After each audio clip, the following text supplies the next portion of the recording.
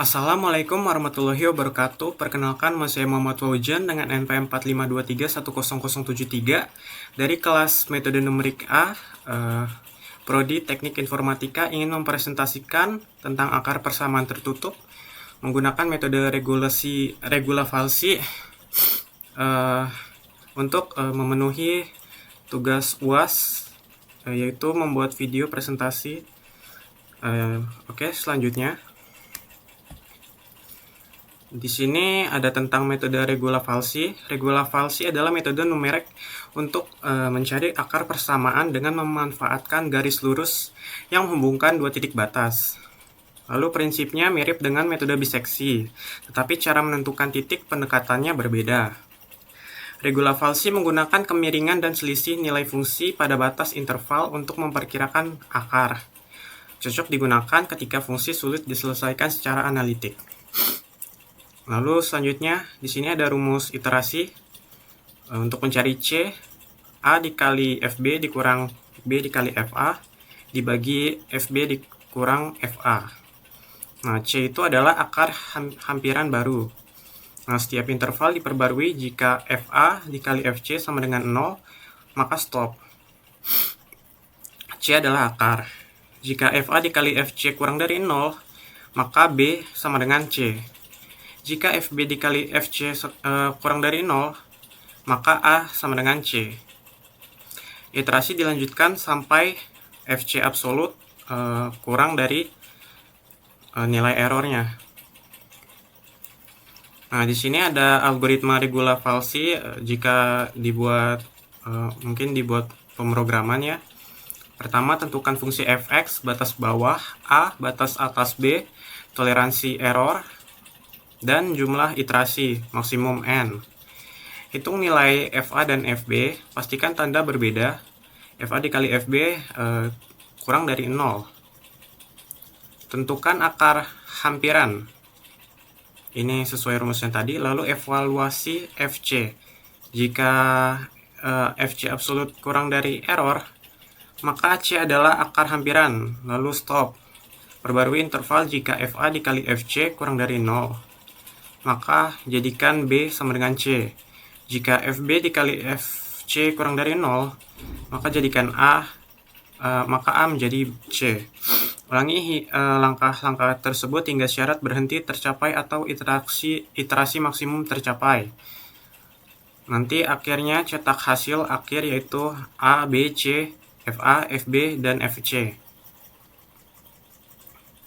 Nah, kelebihan dan kekurangan dari metode falsi ini adalah kelebihannya yaitu selalu konvergen jika interval awal memenuhi syarat tanda berbeda. Lebih cepat dibandingkan metode biseksi karena memanfaatkan kemiringan garis. Lalu tidak membutuhkan turunan fungsi, yaitu lebih sederhana dibandingkan Newton-Raphson. Cocok untuk fungsi nonlinear yang sulit diselesaikan secara analitik. Lalu untuk kekurangannya yaitu adalah konvergensi, bisa lambat pada beberapa kasus.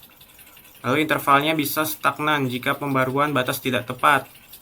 Kurang efektif untuk akar ganda atau fungsi dengan gradien mendekati 0. Hasil sangat bergantung pada pemilihan interval awal. Nah, lalu selanjutnya di sini ada contoh soal. Tentukan akar persamaan menggunakan metode regula falsi. Lalu di sini ada fungsinya fx sama dengan cos x dikurang x. Lalu hitung menggunakan interval 0, 1. Gunakan batas kesalahan atau errornya itu 10 pangkat min 6. Lalu ini rumus yang tadi. Pertama-tama kita masukin dulu A-nya, batasnya, intervalnya 0 dan 1 ya, B-nya 1. Lalu kita hitung FA-nya di sini. Cos A dikurang A. Ini juga cos B dikurang B. Lalu kita mencari C. Untuk mencari C, kita menggunakan rumus yang ini. A dikali FB dikurang B dikali FA dibagi FB dikurang FA. Setelah itu kita mencari FC. Setelah kita mendapatkan FC, kita mengkalikan FA dengan FC. Selanjutnya kita mengkalikan FB dengan FC. Lalu kita menghitung errornya. Setelah menghitung error, kita kembali ke ini, ke B dan A, karena jika FA dikali FB kurang dari 0, maka yang B diganti menjadi C. Lalu selanjutnya jika FB dikali FC kurang dari 0, maka yang A-nya diganti menjadi C atau kebalikannya. Nah, di sini bisa dilihat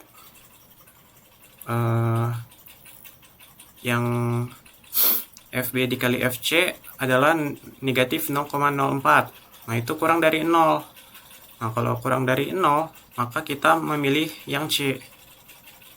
Jadi dia ambil yang C. Nah, untuk yang B-nya, karena dia lebih dari 0, maka dia tetap B. Lalu selanjutnya mencari C, dan seterusnya. Lalu diteruskan sampai iterasi ke 10, karena di sini kita mencoba mencari dari iterasi 1 sampai 10. Nah, hasil akhirnya didapat ketika batas kesalahannya adalah 10 pangkat min 6. Nah, 10 pangkat min 6 itu ada di iterasi kelima ya. Sini bisa dilihat E negatif 06, yaitu 10 pangkat min 6 ya. Jadi iterasinya berhenti pada iterasi kelima. Nah, untuk E-nya itu untuk C-nya itu adalah 0,7390848. Lalu ini untuk tampilan visualisasinya seperti ini. Ini visualisasinya antara C sama iterasinya ya.